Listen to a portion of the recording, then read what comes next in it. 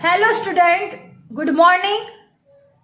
कल हमने मार्च 2020 का सेक्शन एफ का क्वेश्चन नंबर 44 ओवर कर चुके हैं।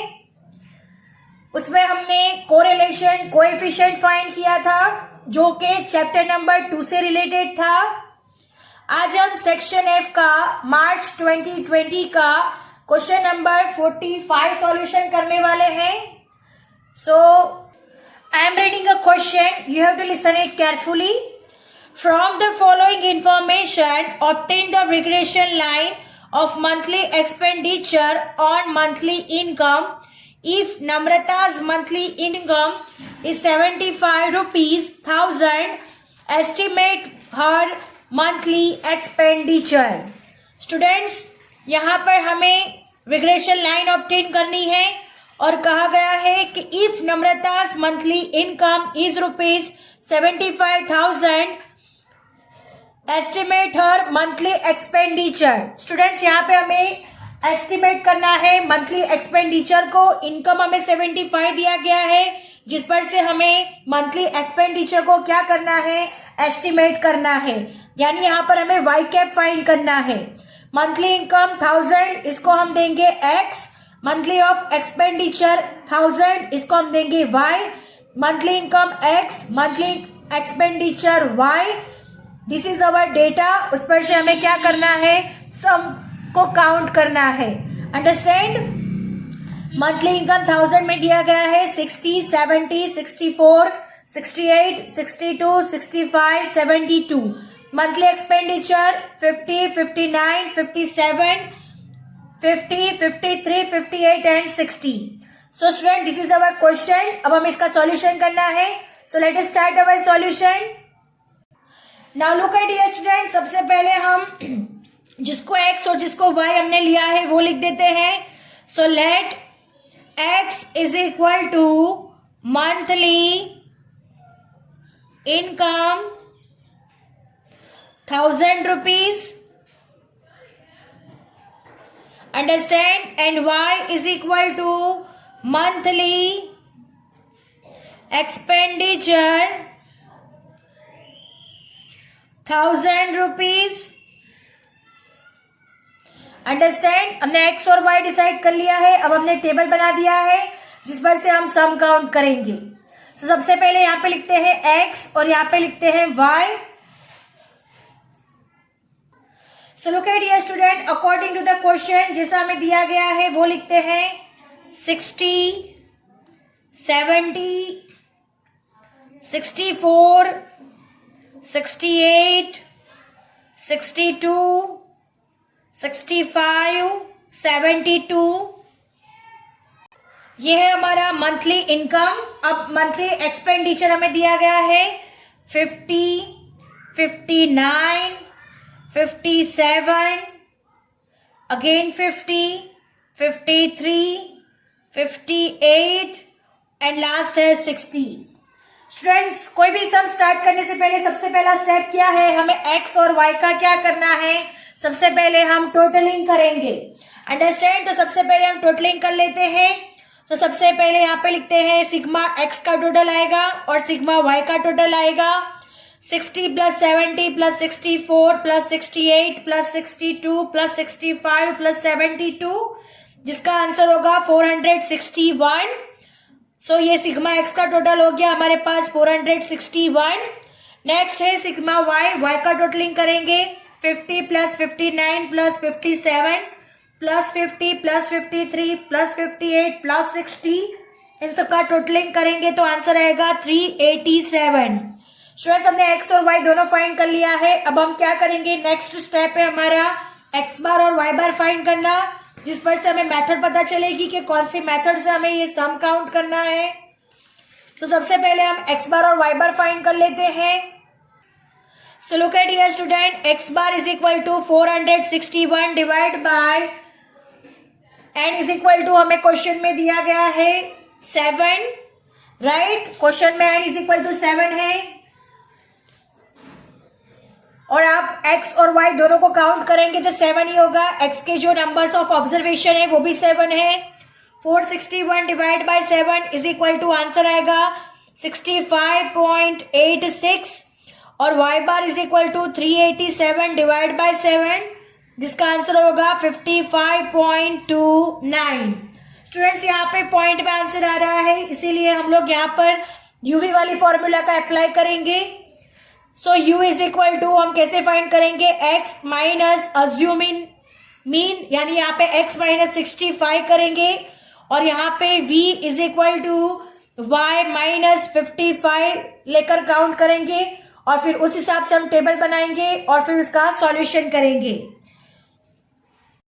So look at here student, सबसे पहले x एंड y दिया गया है। अब नेक्स्ट कॉलम होगा हमारे पास u is equal to x minus 65 and v is equal to y minus 55। Next column होगा u इंटू v और लास्ट कॉलम होगा u स्क्वायर। अंडरस्टैंड? तो हमने सारे टेबल्स लिख दिए हैं।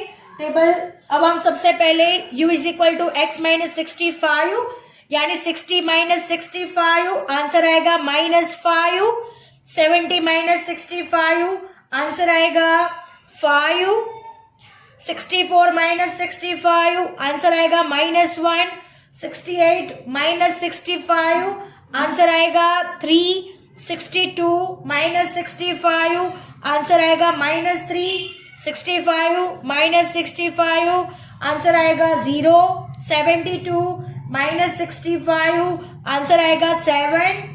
अब हम इन सबका टोटलिंग कर देंगे तो आंसर होगा हमारे पास 6, यानी sigma u is equal to हमें कितना मिल रहा है यहाँ पर 6।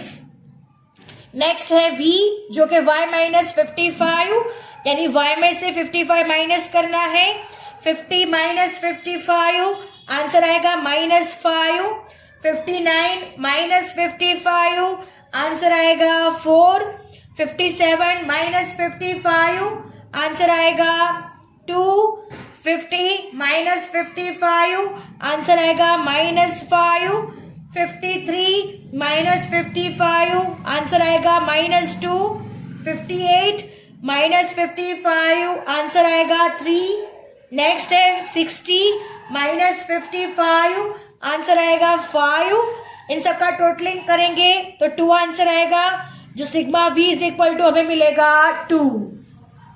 नेक्स्ट है u और v दोनों का मल्टीप्लीकेशन करना है।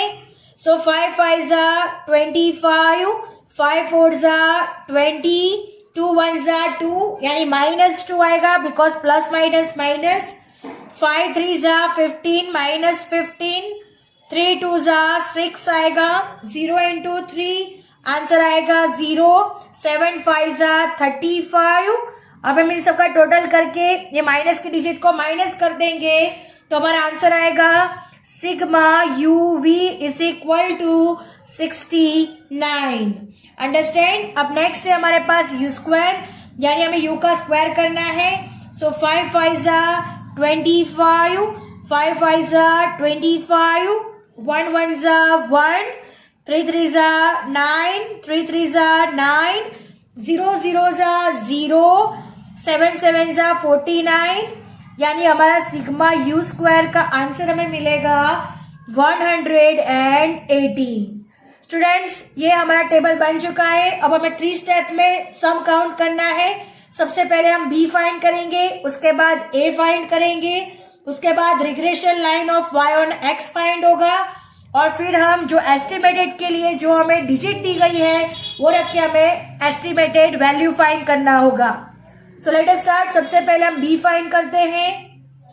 Now look at here student, सबसे पहले b फाइंड किया जाएगा तो b is equal to formula है n sigma u v minus sigma u into sigma v divide by n sigma u square minus sigma u whole square.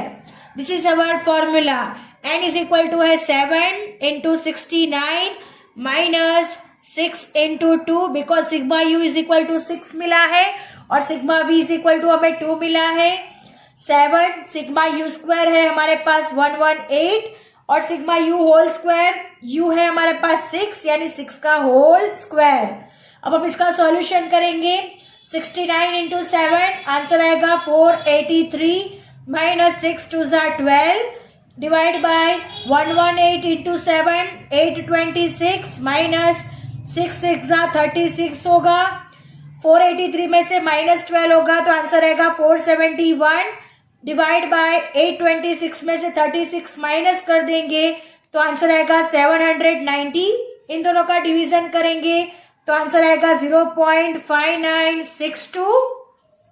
Students यहाँ पे point के बाद 2 डिजिट को consider करना है। 5 से बिगेस्ट है 6 तो आगे ऐड हो जाएगा ताकि हमें b is equal to final answer हमें मिलेगा 0.60। तो हमने पहला स्टेप यहाँ पे फिनिश कर दिया है 0.60 b is equal to. Next है अब हम फाइंड करेंगे now a is equal to y bar minus B X bar. ये हमारा सेकंड स्टेप है। y बार जो हमने फाइंड किया हुआ है वही लिखना है 55.29। यहाँ पे पॉइंट भी कंसीडर करना होगा हमें 5.29 b इज इक्वल टू है 0.60 और x बार हमने फाइंड किया हुआ है 65.86। तो यहाँ पे पूरे की पूरे डिजिट लिखनी है 65.86। अब हम इसका सॉल्यूशन करेंगे 55.29 माइनस 0.60 इंटू 65.86। इन दोनों का मल्टीप्लीकेशन होगा 39.516। अब 55.29 में से 39.516 को माइनस करेंगे तो आंसर आएगा 15.774 यानी a इज इक्वल टू हमें मिलेगा 15.77। तो हमने 2 स्टेप तो यहाँ पे फिनिश कर दिए हैं। b और a दोनों फाइंड कर लिया है। अब हमें रिग्रेशन लाइन फाइंड करनी है। Now look at here student. अब हम यहाँ पे लिखते हैं so the regression line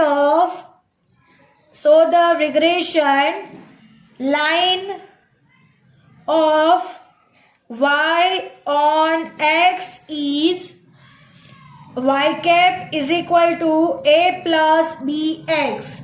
a is equal to है 15.77 प्लस b है 0.60 इंटू x। तो हमने रिग्रेशन लाइन फाइंड कर लिया है। अब हमें एस्टिमेट करने के लिए कहा गया है तो putting x is equal to 75 यानी x की जगह पर हम 75 रखेंगे तो y cap is equal to 15.77 plus 0.60 into 75 is equal to 15.77 plus इन दोनों का मल्टीप्लीकेशन करेंगे तो आंसर आएगा 45 और इन दोनों का प्लस करेंगे तो आंसर आएगा 60.77। तो हमारा आंसर है 60.77। So y cap is equal to 60.77। पीछे हमें यूनिट्स लिखने हैं 1000 राइट 1000 अंडरस्टैंड। तो हमारा आंसर है y cap is equal to 60.77 1000। अब हम इसको वर्डिंग में लिख देते हैं। सो if a person has monthly income of rupees 75,000, his approximate monthly expenditure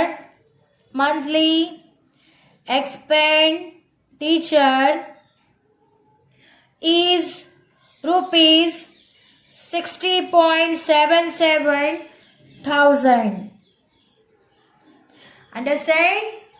so student इसको रुपीज में कन्वर्ट करेंगे तो रुपीज में आएगा 60,770। Understand. So student our sum is over here and lecture is also over here. I hope you understand it very well. कल फिर मिलेंगे। Thank you students.